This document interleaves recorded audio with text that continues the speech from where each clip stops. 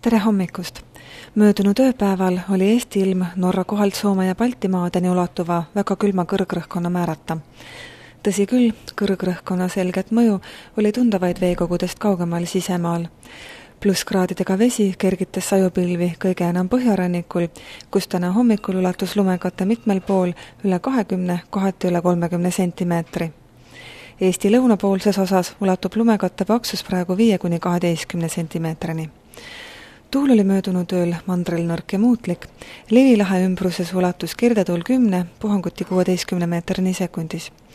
Õhutemperatuur langes sisemaal alla 20 kraadi, kõige külmem oli Jõhvis, kus külma oli pea 26 kraadi. Rannikualadel oli külma 10–17 kraadi, saarte ümber 6–12 kraadi.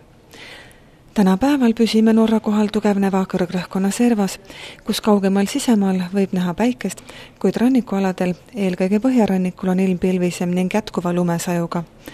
Kuna ida- ja kirdetuul tugevneb päeva peale 3–10, rannikualadel 12–15 meetrini sekundis, siis esineb mitmel pool ka pinnatuisku, mis liiklust häirib.